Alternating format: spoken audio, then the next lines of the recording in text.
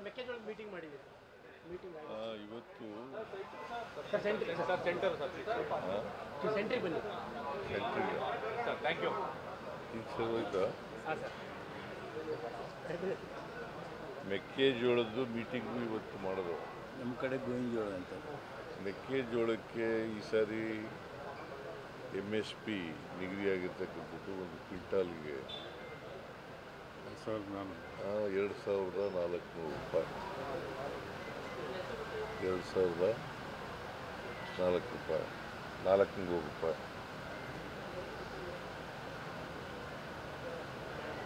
ಆದರೆ ಇಲ್ಲಿವರೆಗೆ ಖರೀದಿ ಕೇಂದ್ರಗಳನ್ನು ಸ್ಥಾಪನೆ ಮಾಡಿಲ್ಲ. 55 ಲಕ್ಷ ಟನ್. ರೈತರು ಖರೀದಿ ಕೇಂದ್ರಗಳನ್ನು ಓಪನ್ ಮಾಡಿ ಮೆಕ್ಕೆಜೋಳ ಖರೀದಿ ಮಾಡಬೇಕು ಅಂತೇಳಿ ಒತ್ತಾಯ ಮಾಡ್ತಾ ಇದ್ದಾರೆ. ಕೆಲವು ಕಡೆ ಚಳುವಳಿಗಳನ್ನು ಕೂಡ ಮಾಡ್ತಾ ಇದ್ದಾರೆ. ಅದಕ್ಕೆ ಇವತ್ತು ನಾನು ಅಗ್ರಿಕಲ್ಚರ್ ಮಿನಿಸ್ಟ್ರು HK ಪಾಟೀಲ್ರು, food and civil supplies minister, APMC minister, chief secretary, ಅಂದರೆ ಡೆವಲಪ್ಮೆಂಟ್ ಕಮಿಷನ್ರು, ನಫೆಡ್ನವರು, ಇವೆಲ್ಲರೂ ಕೂಡ ಪಶುಸಂಗೋಪನೆ ಮಂತ್ರಿಗಳು. ಪಶುಸಂಗೋಪನೆ ಮಂತ್ರಿ ಜೋರಾಗಿ ದಪ್ಪಾಗಿರೋದ್ರಿಂದ ಕಾಣಿಸಲ್ಲ. ಏನು ಸರ್ ಜೋರಾಗ ಕೇಳಿಸ್ತಾ ಇಲ್ಲ ನಿಮಗೆ?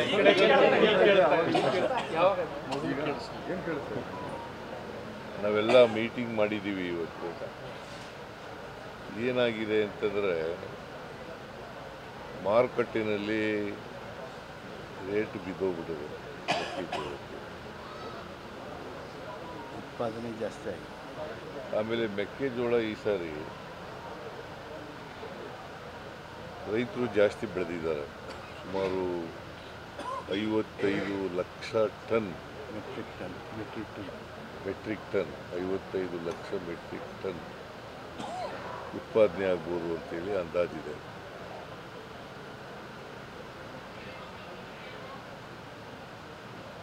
ಈ ಮಧ್ಯೆ ಇದು ಗೊತ್ತಿದ್ದು ಕೂಡ ಇಡೀ ಕರ್ನಾಟಕ ರಾಜ್ಯದಲ್ಲಿ ಇಷ್ಟು, ಇಡೀ ದೇಶದಲ್ಲಿ ಜಾಸ್ತಿ ಬೆಳೆದಿದ್ದಾರೆ. ಆದರೂ ಕೂಡ ಕೇಂದ್ರ ಸರ್ಕಾರ 70 ಲಕ್ಷ ಮೆಟ್ರಿಕ್ ಟನ್ ಮೆಕ್ಕೆಜೋಳವನ್ನು ಆಮದು ಮಾಡ್ಕೊತಾ ಇದೆ. ನಮ್ಮಲ್ಲೇ ಕೇಂದ್ರ ಸರ್ಕಾರದಲ್ಲಿ ಆಮೇಲೆ ಭಾರತ ದೇಶದಲ್ಲಿ ಮತ್ತು ರಾಜ್ಯದಲ್ಲಿ ಯಥೇಚ್ಛವಾಗಿ ಬೆಳೆದಿದ್ದಾರೆ. ಅವರು 70 ಲಕ್ಷ ಮೆಟ್ರಿಕ್ ಟನ್ ಮೆಕ್ಕೆಜೋಳವನ್ನು ಆಮದು ಮಾಡ್ಕೋಬೇಕಾದಂಥ ಅಗತ್ಯ ಇರಲಿಲ್ಲ. ಯಾಕಂದರೆ ಭಾರತ ದೇಶದಲ್ಲಿ ಹೋಗ್ತಾ ಇತ್ತು. ಕರ್ನಾಟಕದಲ್ಲಿ ಕೂಡ ನಾವು 55 ಲಕ್ಷ ಮೆಟ್ರಿಕ್ ಟನ್ ಬೆಳೆದಿದ್ದೀವಿ. ಸೊ ಅಲ್ಲಿ ಮಾಡ್ಬೋದಾಗಿತ್ತು. ಸೊ ಅದು ಮಾಡಲಿಲ್ಲ.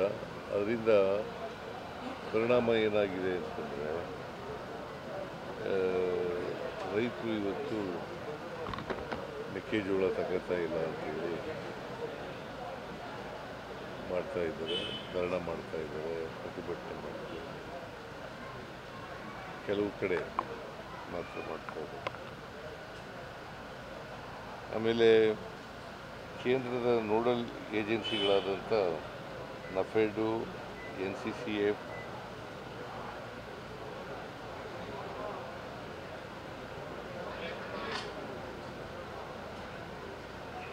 ಅವು ಕೊಂಡ್ಕೋಬೇಕಾಗಿತ್ತು. ಅವು ಕೊಂಡ್ಕೊಳ್ತಕ್ಕಂಥ ಪ್ರಕ್ರಿಯೆನೇ ಮಾಡಿಲ್ಲ.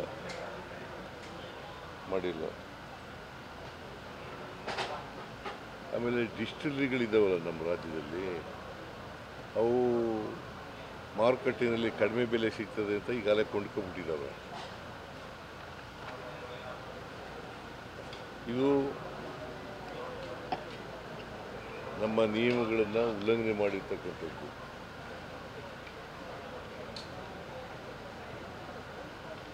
ನಿಯಮಾನುಸಾರ ಡಿಸ್ಟಿಲರಿಗಳು ಮೆಕ್ಕೆಜೋಳ ಕೊಂಡ್ಕೋಬೇಕಾಗಿತ್ತು. ಅವು ಕೊಂಡ್ಕೊಳ್ಳಲಿಲ್ಲ. ಈಗಾಗಲೇ ಮಾರುಕಟ್ಟೆಯಲ್ಲಿ ಕೆಲವು ಮಾರುಕಟ್ಟೆಯಲ್ಲಿ ಕಡಿಮೆ ಬೆಲೆಗೆ ಸಿಗ್ತಿತ್ತಲ್ಲ, ಮಾರುಕಟ್ಟೆಯಲ್ಲಿ ಕೊಂಡ್ಕೊಂಡ್ಬಿಟ್ಟಿದ್ದಾರೆ. ಅದರಿಂದ ನಾನು ಡಿಸ್ಟಿಲರಿಗಳಿಗೂ ಕೂಡ ಮಾತಾಡುವಂತ ಹೇಳಿದ್ದೀನಿ ಅಧಿಕಾರಿಗಳಿಗೆ. ಮತ್ತೆ ಕೊಂಡ್ಕೊಳ್ತಕ್ಕಂಥ ಮಾರುಕಟ್ಟೆಗೆ ಎಂಟರ್ ಆಗ್ತಕ್ಕಂಥ ಕೆಲಸವನ್ನು ಮಾಡಬೇಕು.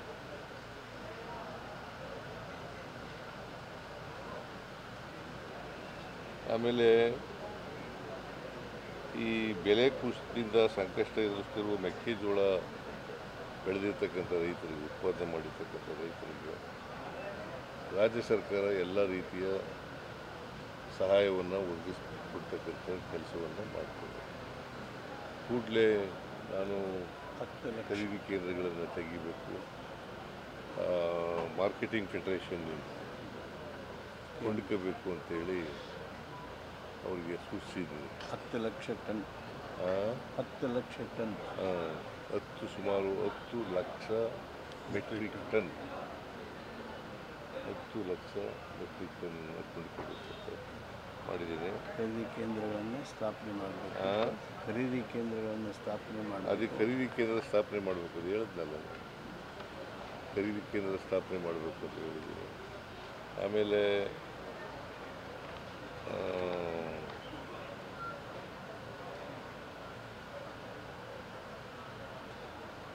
ಕೇಂದ್ರ ಸರ್ಕಾರಕ್ಕೆ ಒಂದು ಪತ್ರನೂ ಕೂಡ ಬರೀತೀನಿ. ಕೂಡಲೇ ಒಂದು ಪತ್ರ ಬರೀತೀನಿ, ನೀವು ಆಮದು ಜಾಸ್ತಿ ಮಾಡ್ಕೊಳ್ಳೋಕ್ಕೆ ಹೋಗಬೇಡಿ, ನಮ್ಮಲ್ಲೇ ಮೆಕ್ಕೆಜೋಳ ಅವೈಲಬಿಲಿಟಿ ಇದೆ, ಅಲ್ಲೇ ತಗೊಳ್ಳಿ, ಅದರಿಂದ ಆಮದು ಮಾಡ್ಕೊಳ್ತಕ್ಕಂಥದ್ದನ್ನು ನಿಲ್ಲಿಸಬೇಕು ಅಂತ ಒತ್ತಾಯ ಮಾಡಿ ಬರೀತಕ್ಕಂಥ ಕೆಲಸವನ್ನು ಮಾಡ್ತೇನೆ.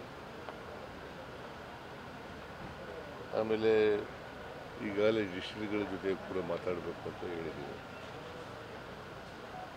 ಒಟ್ಟಾರೆಯಾಗಿ ಫೈನಾನ್ಸ್ ಸೆಕ್ರೆಟರಿ ಆ ಮೀಟಿಂಗ್ ಮಾಡ್ತಾರೆ. ಇವತ್ತು ಫೈನಾನ್ಸ್ ಸೆಕ್ರೆಟರಿ ಮೀಟಿಂಗ್ ಮಾಡ್ತಾರೆ. ಮೀಟಿಂಗ್ ಮಾಡಿ ಇದನ್ನು ಈ ಸಮಸ್ಯೆ ಏನಿದೆ ಈ ಸಮಸ್ಯೆಯನ್ನು ಬಗೆಹರಿಸ್ತಕ್ಕಂಥ ಪ್ರಯತ್ನವನ್ನು ಮಾಡ್ತಾರೆ. ಮೊನ್ನೆ ಪ್ರೈಮ್ ಮಿನಿಸ್ಟರ್ ಭೇಟಿಯ ಹೆಸರಿಂದು FAQ ಅದು ಹೇಳಿ. ಸನ್ಮಾನ್ಯ ಮುಖ್ಯಮಂತ್ರಿಗಳು ಇವತ್ತು ಸಭೆ ಜರುಗಿಸ್ತಕ್ಕಂಥ ಸಂದರ್ಭದಲ್ಲಿ ಈ ಗೋವಿನ ಜೋಳದ ಜೊತೆಗೆ ಹೆಸರಿನ ಸಮಸ್ಯೆಯನ್ನು ವಿವರವಾಗಿ ಹೆಸರು ಕಾಳು ವಿವರವನ್ನು ಆಲಿಸಿದ್ದಾರೆ.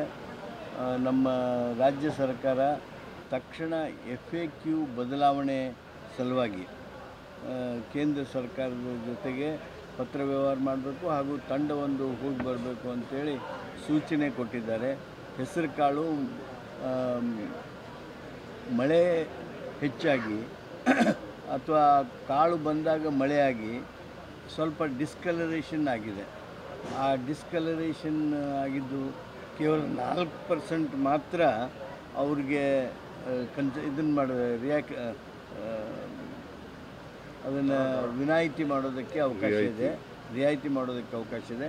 ಅದನ್ನು ಹೆಚ್ಚು ಮಾಡಬೇಕು ಅಂಥೇಳಿ FAQ ಬದಲಾವಣೆ ಮಾಡಬೇಕು ಅಂಥೇಳಿ ಮಾನ್ಯ ಮುಖ್ಯಮಂತ್ರಿಗಳು ಕೇಂದ್ರ ಸರ್ಕಾರವನ್ನು ಆಗ್ರಹಿಸಿದ್ದಾರೆ ಹಾಗೂ ವಿಶೇಷ ಪತ್ರವೊಂದನ್ನು ಸಹಿತ ಕಳಿಸಿಕೊಡ್ತಾ ಇದ್ದಾರೆ. ಮೊನ್ನೆ ಪ್ರಧಾನಮಂತ್ರಿ ಭೇಟಿ ಮಾಡಿದ್ರಲ್ಲ, ಹಾಗೇನೋ ಯಾವುದು ಮೆಕ್ಕೆಜೋಳದ ಬಗ್ಗೆ ಮಾತಾಡ್ತೇನೆ, ಕಬ್ಬಿನದರ ಬಗ್ಗೆ ಮಾತಾಡಿದ್ದೆ, ಎಥೆನಾಲ್ ಬಗ್ಗೆ ಮಾತಾಡಿದ್ದೆ. ಆಮೇಲೆ ಶುಗರ್ ಫ್ಯಾಕ್ಟ್ರಿಗೆ ಶುಗರ್ಗೆ MSP ನಿಗದಿ ಮಾಡೋದ್ರ ಬಗ್ಗೆ ಮಾತಾಡಿದ್ದೆ. ಆಮೇಲೆ ಇದನ್ನು ಪ್ರವಾಹ ಪರಿಹಾರ ದುಡ್ಡು ಹೌದು ಅದಕ್ಕೆ ಹೇಗಿತ್ತು ಸರ್ ರೆಸ್ಪಾನ್ಸ್? 2100 ಕೋಟಿ ಕೇಳಿದ್ರಿ, ನಮಗೆ ಬರಬೇಕಾದ ಪರಿಹಾರ ಮಳೆ ಜಾಸ್ತಿಯಾಗಿ ಈ ಸಾರಿ ಬೆಳೆ ನಷ್ಟ ಆಗಿದೆ. ಸುಮಾರು 15.5 ಲಕ್ಷ ಹೆಕ್ಟೇರ್ನಲ್ಲಿ ಬೆಳೆ ನಷ್ಟ ಆಗಿದೆ. ಅದಕ್ಕೆ ಪರಿಹಾರ ಕೊಡಬೇಕು ಅಂತ ಕೇಳಿದ್ದೀವಿ. ಹೇಗಿದೆ ಸರ್ ರೆಸ್ಪಾನ್ಸ್? ಪೂರಕವಾಗಿ ಸ್ಪಂದಿಸಿದ್ರ ಅಂತ ಸರ್ ಪ್ರೈಮ್ ಮಿನಿಸ್ಟರ್ ಪೂರಕವಾಗಿ ಸ್ಪಂದಿಸಿದ್ರ ಅದಕ್ಕೆ ಅಂತ ತಮ್ಮ ಏನು ಹೇಳಿದ್ರು ಅಂತ ಅನ್ಕೊಂಡಿದ್ದೀನಿ. ನಾನು ಸ್ಪಂದಿಸ್ತಾರೆ ಅಂತ ಅನ್ಕೊಂಡಿದ್ದೀನಿ. ಮಿನಿಸ್ಟರ್ಗಳು ಎಂಪಿಗಳು ಮಾಹಿತಿ ಕೊಟ್ಟಿದ್ರ ಸರ್? ಅವ್ರ ಮಾಹಿತಿ ಇತ್ತ? ಯಾವ ಮಿನಿಸ್ಟ್ರು? ನಮ್ಮ ಕೇಂದ್ರದ ಮಿನಿಸ್ಟರ್ಗಳಿದ್ದಾರೆ, ಸಚಿವರಿದ್ದಾರೆ, ಕೇಂದ್ರದ ಸಚಿವರು, ರಾಜ್ಯದವರು ಮತ್ತೆ ಎಂಪಿಗಳು ಅವ್ರಿಗೆ ಗೊತ್ತಿರಲೇಬೇಕಲ್ಲ. ಕೊಟ್ಟಿದ್ರು ಅಂತ ಅನ್ಸುತ್ತಾ ಅಂತ ತಮಗೆ ತಾವು ಮಾತಾಡಿದಾಗ ಅಟ್ಲೀಸ್ಟ್ ಅವ್ರಿಗೆ ನಾಲೆಡ್ಜ್ ಇತ್ತ ಅಂತ ಅಲ್ಲಿ ರಾಜ್ಯದ ಬಗ್ಗೆ ಆಗಿರುವಂತ ಇದು ನಾಲೆಡ್ಜ್ ಇತ್ತು. ಅದು ಅಧಿಕಾರಿಗಳು ಬ್ರೀಫ್ ಮಾಡಿರಬೇಕು ಅನ್ನೋದು ಕಾಣಿಸುತ್ತೆ. ಅವ್ರಿಗೆ ನಾಲೆಡ್ಜ್ ಇತ್ತು, ಆದರೆ ಮಳೆ ಆಗಿರೋದ್ರ ಬಗ್ಗೆನೂ ಕೂಡ ನಾಲೆಡ್ಜ್ ಇತ್ತು. ಸೊ ಮಳೆ ಜಾಸ್ತಿಯಾಗಿ ಬೆಳೆ ಹಾನಿಯಾಗಿರ್ತಕ್ಕಂಥದ್ದು, ಅದ್ರ ಬಗ್ಗೆ ಈಗಾಗಲೇ SDRF NDRF ಅದನ್ನು ನಮಗೆ ಹೆಚ್ಚು ಮಾಡಿಕೊಡ್ಬೇಕು ಅಂತ ಕೇಳಿದ್ದೀವಿ. ಸರ್, ಕೆಲವು ಕಾಂಗ್ರೆಸ್ ಶಾಸಕರು ಡೆಲ್ಲಿಗೆ ಹೋಗಿರೋ ಅಂದ್ರೆ ಸಚಿವರು ಸಮೇತ ದೆಹಲಿಗೆ ಹೋಗಿರೋ ವಿಚಾರ ದೊಡ್ಡ ಮಟ್ಟದ ಸದ್ದಾಗ್ತಾ ಇದೆ. ಹೈಕಮಾಂಡ್ ಭೇಟಿ ಮಾಡೋಕ್ಕೆ ಹೋಗಿದ್ದಾರೆ ಚೆಲುವರಾಯಸ್ವಾಮಿ ಆದಿಯಾಗಿ. ಖರ್ಗೆ ಅವ್ರ ಮನೆಗೆ ಹೋಗಿ ಹೈಕಮಾಂಡ್ ಭೇಟಿ. ಚೆಲುವರಾಯಸ್ವಾಮಿ ಹೋಗಿದ್ದಾರೆ ಎಲ್ಲೋ ಗೊತ್ತಿಲ್ಲ ನನಗೆ, ಬಟ್ ಇವರೇ ಹೇಳಿದಾರಲ್ಲ, DK ಹೇಳಿದಾರಲ್ಲ, DK ಶಿವಕುಮಾರ್ ಹೇಳಿದಾರಲ್ಲಪ್ಪ. ನಾನು ಏನು ಉತ್ತರ ಹೇಳಿ ಹೋಗಿದ್ದಾರೆ ನಾಯಕತ್ವ ವಿಚಾರಕ್ಕೆ ಹೋಗಿದ್ದಾರೆ ಭೇಟಿ ಮಾಡೋದಕ್ಕೆ. ಚೆಲುವರಾಯಸ್ವಾಮಿ ಕೂಡ ಡೆಲ್ಲಿಲೇ ಇದ್ದಾರೆ. ಹಾಗಾಗಿ ಡೆಲ್ಲಿಲಿ ಹೋಗಿದ್ದಾರೆ. ನಾನು ಮಾತಾಡಿದೆ ಅವ್ರ ಜೊತೆಯಲ್ಲಿ, ಇವತ್ತು ಮಾತಾಡಿದೆ. ಇದರಲ್ಲಿ ಬಂದಿದ್ದರು, ವಿಡಿಯೋ ಕಾನ್ಫರೆನ್ಸ್ನಲ್ಲಿ ಕೂಡ ಬಂದಿದ್ದರು. ಅವ್ರು ಮಾತಾಡಿದಾಗ ನಾನು ಬಂದಿರೋದು ಕೇಂದ್ರ ಸರ್ಕಾರದ ಕೃಷಿ ಸಚಿವರನ್ನು ಭೇಟಿ ಮಾಡೋಕ್ಕೆ ಬಂದಿದ್ದೀನಿ ಅಂತ ಹೇಳಿದ್ರು. ನೀವೇ ಮುಂದಿನ ಬಜೆಟ್ ಮಂಡಿಸ್ತೀನಿ ಅಂತ ಮೊನ್ನೆ ತಾನೇ ಹೇಳಿದ್ರಿ. ಆ ಬೆನ್ನಲ್ಲೇ ಇವರೆಲ್ಲರೂ ಕೂಡ ಹೋಗಿದ್ದಾರೆ. ಯಾರು? ಕೆಲವು ಶಾಸಕರು. ಎಷ್ಟು ಜನ ಹೋಗಿದ್ದಾರೆ? 15 ಜನ ಹೋಗಿದ್ದಾರೆ ಅನ್ನುವಂಥ ಮಾಹಿತಿಗಳಿದೆ. 15 ಜನ ಹೋಗಿದ್ದಾರೆ ಅನ್ನುವಂಥ ಮಾಹಿತಿಗಳಿದೆ. ಮಾಹಿತಿ ಯಾರ್ಯಾರು? ಅಲ್ಲ, ಚೆಲುವರಾಯಸ್ವಾಮಿ ಆದಿಯಾಗಿ ಚೆಲುವರಾಯಸ್ವಾಮಿ ಹೋಗಿಲ್ಲ ಅಂತಂದ್ರಲ್ರಿ. ಡೆಲ್ಲಿ ಇದ್ದಾರೆ. ಹೋಗ್ಲೇಬಾರ್ದು ಅಂತ ಹೋಗ್ಬಾರ್ದಂತಿಲ್ಲ. ಮತ್ತೆ ಡೆಲ್ಲಿಲಿ ಇದ್ದಾರೆ ಅಂತಂದ್ರೆ ರಾಮನಗರದ MLA ಹೋಗಿದ್ದಾರೆ, ಕೆಲವು MLCಗಳು ಹೋಗಿದ್ದಾರೆ. ಅದೇಪ್ಪ, ನಾನು ಈಗ ಹೈಕಮಾಂಡ್ನವರು ತೀರ್ಮಾನ ಮಾಡೋದು, ಲೀಡರ್ಶಿಪ್ ಚೇಂಜ್ ಮಾಡೋದಾಗಲಿ, ಸರ್ಕಾರ ರಚನೆ ಮಾಡಿ ರೀಸಫಲ್ ಮಾಡೋದಾಗಲಿ ಯಾರು ತೀರ್ಮಾನ ಮಾಡೋದು? ಹೈಕಮಾಂಡ್ನವ್ರು ಮಾತಾಡಿದಾರಾ? ಹಾಂ, ಏನು ಮಾಡೋಕ್ಕಾಗಲ್ಲ. ಈಗ ಕೆಲವರು ಹಿಂದೇನು ಮಾತಾಡ್ತಿದ್ರು, ಈಗಲೂ ಹೋಗಿದ್ದಾರೆ. ಅಂತಿಮವಾಗಿ ಹೈಕಮಾಂಡು ಏನು ತೀರ್ಮಾನ ಮಾಡ್ತದೆ ಅದನ್ನು ನಾನು ಕೇಳಬೇಕು, DK ಶಿವಕುಮಾರ್ ಕೇಳಬೇಕು, ಎಲ್ಲರೂ ಕೇಳಬೇಕು.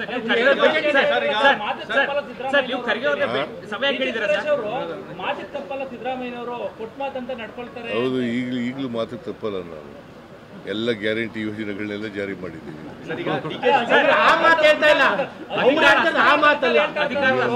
ಅವ್ರು ಹೇಳ್ತಿರುವಂತದ್ದು ಬೇರೆ ಅಧಿಕಾರ ಮಾತಾಡ್ತಾರೆ. ಅದು ಹೈಕಮಾಂಡ್ನವ್ರು ಏನು ತೀರ್ಮಾನ ಮಾಡ್ತಾರೆ ಅದು ಮಾಡಬೇಕು. ಇನ್ನು 2 ಬಜೆಟ್ ಮಾಡ್ತೀರಾ ಸರ್? ಹೌದು, ಇನ್ನು 2 ಬಜೆಟ್ ಇದೆ. ಯಾವುದು? ನೀನು ಯಾಕೆ ಅದನ್ನು ಕೇಳ್ತಾ ಇದ್ದೀವಿ? ಬಜೆಟ್ ಮಾಡ್ತೀನಿ. ಹೌದು, ನಾನೇ ಮುಂದುವರಿತೀನಿ. ಬಜೆಟ್ನು ನಾನೇ ಮಂಡಿಸ್ತೀನಿ. ಯಾರು? ಖರ್ಗೆ ಅವರು ಬೆಂಗಳೂರು ಬರ್ತಾ ಇದ್ದಾರೆ. ಇವತ್ತು ಬೆಂಗಳೂರು ಬರ್ತಾ ಇದ್ದಾರೆ. ಬಂದಾಗ ನಾಳೆ ಭೇಟಿ ಮಾಡ್ತಾರೆ. ಏನು ಇಷ್ಟೊತ್ತು ಗಂಟೆ ಹೇಳಿದ್ದೇನೆಯಾ ನಾಳೆ ಭೇಟಿ ಮಾಡ್ತೀನಿ ಅಂತ ಅದ್ರ ಗೊತ್ತಾಗಲ್ಲ ನಿಮಗೆ? ಸರ್, DK ಶಿವಕುಮಾರ್ ಅವರು ಸ್ಪಷ್ಟಪಡಿಸಿದರೆ ಮಾತನಾಡಿದರೆ, ಆದರೆ ಕೆಲ ಕಾಂಗ್ರೆಸ್ ಶಾಸಕರು ಪ್ರಮುಖವಾಗಿ ರಾಮನಗರದವರು ಬಹಿರಂಗವಾಗಿ ಮಾತನಾಡೋಕೆ ಮತ್ತೆ ಶುರು ಮಾಡಿದ್ದಾರೆ. ಸೊ ಶಾಸಕರುಗಳು ಮಾತಾಡಬೇಡಿ ಅಂತೇಳಿ ಒಂದು ಕರೆ ಕೊಟ್ಟಿತ್ತು, ಆದರೂ ಮಾತನಾಡ್ತಾ ಇದ್ದಾರೆ ಅಂತ ಹೈಕಮಾಂಡ್ನವರು ಹೇಳಿದಾರಾ? ಅವ್ರು ಏನು ಹೇಳ್ತಾರೆ ಅದರ ಪ್ರಕಾರ ನಡ್ಕೊಳ್ಳೋದು. ಶಾಸಕರುಗಳು ಒಂದೊಂದು ಮಾತು ಹೇಳಿದ್ರೆ ಕಾರ್ಯಕರ್ತರಲ್ಲಿ ಗೊಂದಲ ಆಗ್ತದೆ ಅನ್ನೋದು ವಿಚಾರ ಸರ್. ಅದಕ್ಕೆ ಹೈಕಮಾಂಡ್ ಏನು ತೀರ್ಮಾನ ಮಾಡ್ತದೆ ಅದು ಎಲ್ಲರೂ ಕೂಡ ಭದ್ರಾಗಬೇಕು. ಶಾಸಕರು ಭದ್ರಾಗಬೇಕು, ಮಂತ್ರಿಗಳು ಭದ್ರಾಗಬೇಕು, ನಾನು ಭದ್ರಾಗಬೇಕು, ಡೆಪ್ಟಿ ಚೀಫ್ ಚೀಫ್ ಮಿನಿಸ್ಟರ್ ಶಾಸಕರಿಗೆ ಹೇಳ್ಬಿಡಿ ಕಠಿಣವಾಗಿ ಮಾತಾಡೋದು ಬೇಡ, ಯಾಕೆ ಹೈಕಮಾಂಡ್ ಮಾತಾಡ್ಲಿ ಅಂತ. ಯಾರಿಗೆ ನೀವು ಸಲಹೆ ಕೊಡ್ಬೋದಾ ಅಂತ ನಿಮ್ಮ ಶಾಸಕರಿಗೆ? ಯಾಕಂದ್ರೆ ಅಲ್ಲಿಂದ ಹೈಕಮಾಂಡ್ ಏನ್ ಹೇಳ್ತದೆ ಅದೇ. ಹೈಕಮಾಂಡ್ ಯಾವಾಗ ಹೇಳುತ್ತೆ ಸರ್? ಸರ್ ಹೈಕಮಾಂಡ್ ಯಾವಾಗ ಹೇಳ್ಬೋದು? ಹೇಳಿದಾಗ ಹೇಳ್ತೀವಿ. ಅದೇ ಯಾವಾಗ ಹೇಳ್ಬೋದು ಅಂತ ಸರ್? ಹೈಕಮಾಂಡ್ ಯಾವಾಗ ಹೇಳ್ಬೋದು? ಕೇಳು. ಹೈಕಮಾಂಡ್